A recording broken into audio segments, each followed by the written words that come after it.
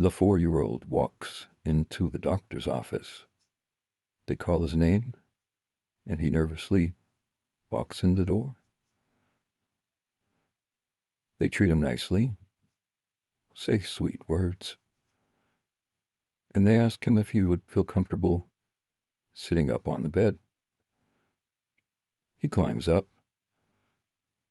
sits down, and dangles his feet. The doctors begin to examine him, and he looks up at the doctor and asks, "Is it going to hurt?" The doctor assures him that he's safe and that nothing bad is going to happen in this place. The doctor examines the kid's arms and body, noticing on some of the exposed skin that she exposed,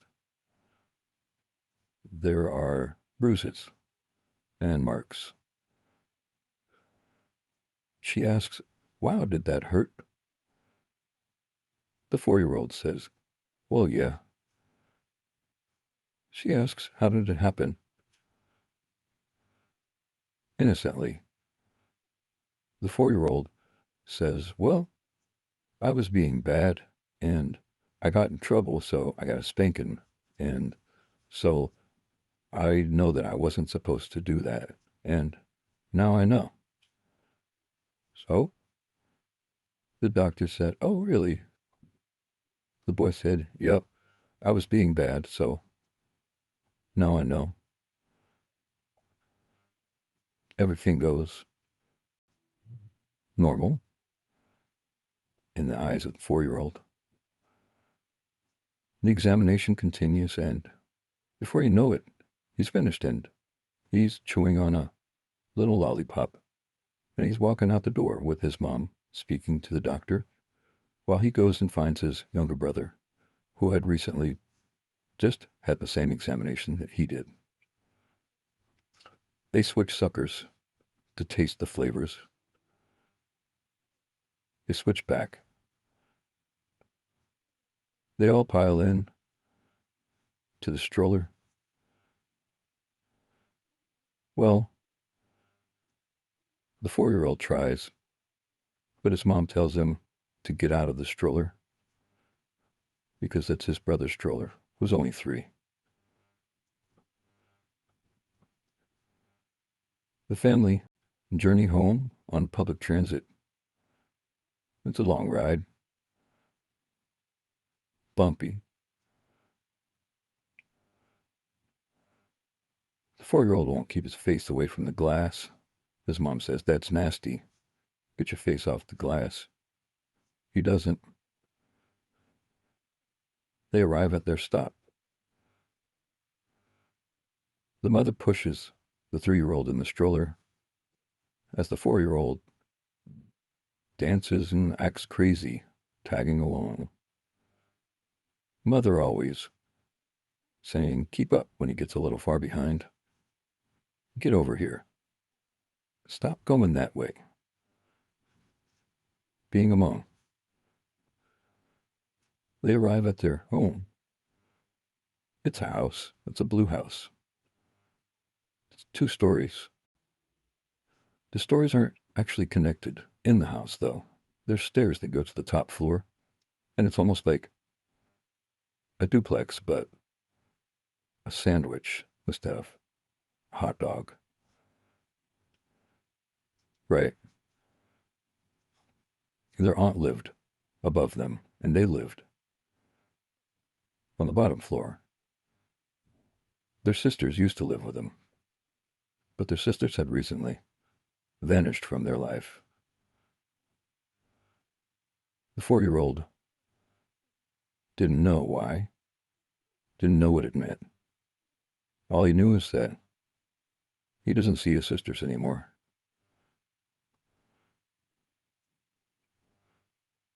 As they approach the front door, Mom shuffles around in her purse, pulling out 2 separate bags of the peanut-filled M&Ms. She hands one bag to each of the boys and tells them to go into their room and eat their M&Ms. Their room is pretty much right when you open the front door. You can continue to walk straight, and there's their room. So they went in. She turns right and walks down the hallway, makes another right, and goes into her own room, where her boyfriend is there. After about 10 minutes, 15 minutes, the boys are called into the parents' room. Well, they're called into their mother's room, where also her new boyfriend is. His name is Ben. He told the boys to stand in front of him. Ben was seated on the bed, and the two boys were standing in front of him now. He was looking at them both as if they had done something wrong. He speaks to the 3-year-old. He says, "What you got there?" The 3-year-old mumbles some gibberish sounding like M&Ms. He asks him. Ben asks the 3-year-old, "Could I have some of your M&Ms?" The 3-year-old says, "Sure." He eats a couple of the kids' M&Ms. He gives the bag back and says, "Hey, what you did today at the doctor's was bad." He told him to put his hand out. He put his hand out, the 3-year-old, and Ben smacked it and said, "Don't do that again. Go to your room." Then he looks at the 4-year-old. Ben looks at the 4-year-old. He says, Now you should know better." He asks the 4-year-old if he could have some of his M&Ms. The 4-year-old says, "Yeah, sure." Ben takes the bag of M&Ms and eats one. Then he says, "You want to see something?" As he pours a whole bunch into his hand and pops them all in his mouth and chews over the words he's saying. "You want to see something cool?" The kid says, "Well, yeah. Who doesn't want to see something cool?" So Ben pours another one into his hand and throws it in the air and catches it with his mouth. He eats it. He says, "Was that cool?" The 4-year-old says, "Yeah, how did you do that?" Ben says, "Watch, I'll show you." And he continues to show him until the bag is completely empty. The boy realizes this well before the bag is gone, and his sadness begins to show.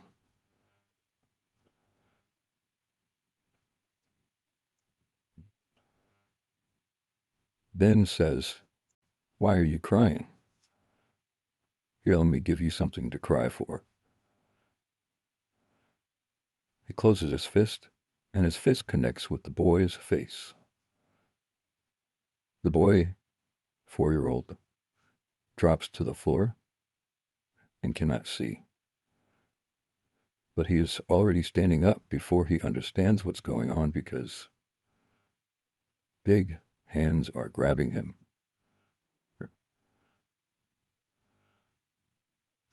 and straightening him. And once he's able to hear, he only hears, "Don't fall." From there, the boy blacks out again, feeling immense pain.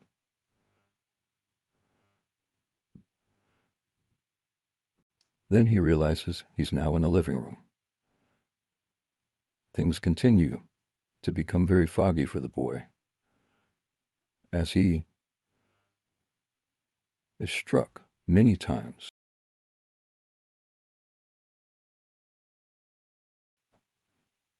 The boy doesn't understand, but he knows that Ben is hitting him in the face, in the stomach, in the arms, in the chest, in the back. The 4-year-old feels very groggy, doesn't understand what's going on, besides the fact that he's in a lot of pain. He's thrown over a shoulder and brought back to his mom's room, where his mom is crying. Ben lays the boy on the bed on his stomach. Ben takes his belt off and exposes the boy's back and begins to viciously strike him with it, relentlessly. Harder and harder each time. The boy can do nothing but scream. Ben turns to the mother and says, "This is how you have to raise them. This is what you have to do, or else they will never learn." He puts the hands in the boy's mother's hand and says, "Now show me that you know how to do it." She says no. And he approaches her in a threatening way, pushes her, grabs her by the shoulders and says, "You do this, woman, like I told you." The boy's mother steps over and gently lets the belt fall on her son's back. She's pushed over immediately. The man says, "You know what the F I'm telling you to do. Now do it." After many times of denying and struggling with the man, finally he convinces her that it's her only choice. And she hits her son harder than she has ever hit him before. And that was the hardest she'd ever hit him in his life. And that was the last time she'd ever hit him. Well, after this instant, because she had to continue to hit him in this instant to please the guy enough to where she didn't get killed. Then, after about 30 minutes of taking turns beating the kid, told the boy to go into his sister's room since he wanted to act like a little girl and cry. He knows that his sisters weren't in the room because they were no longer there anymore. So he didn't feel embarrassed about letting his tears show when he went into his sister's room. But when he went into his sister's room, his tears overflowed because that's all he could remember. He noticed that the 3-year-old, his little brother, was sleeping in one of his sister's beds.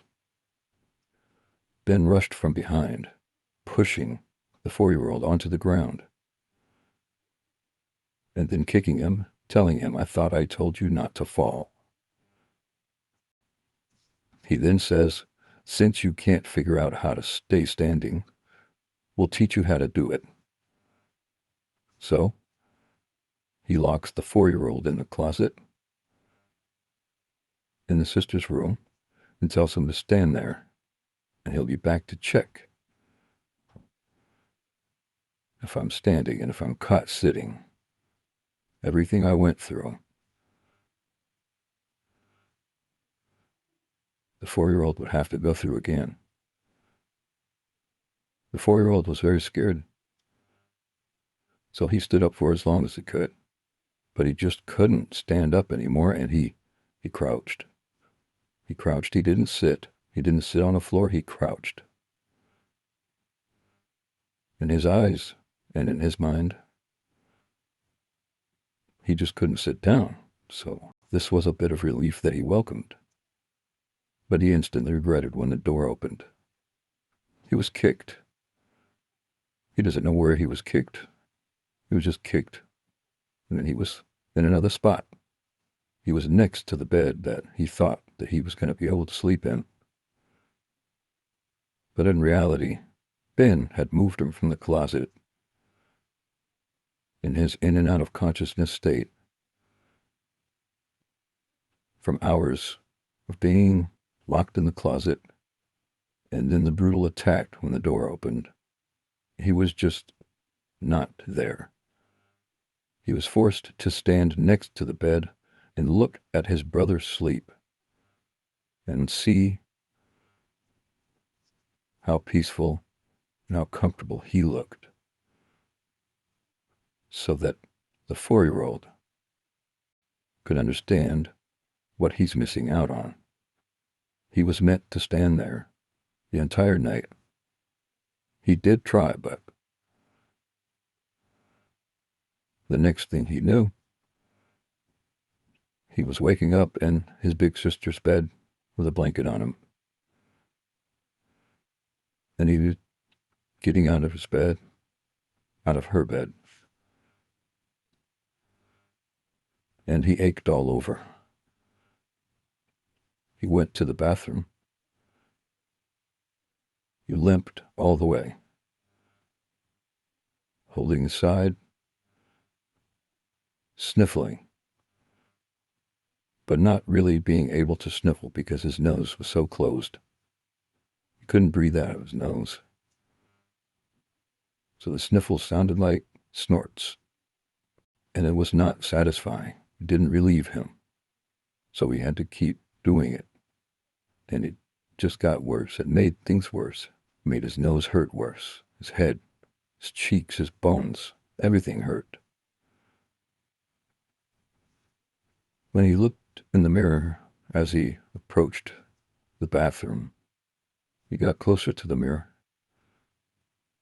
He noticed that his face looked unfamiliar. He didn't recognize himself. He cried right there. He touched his face and it felt like a leather, like it wasn't real. He didn't understand what was happening to him.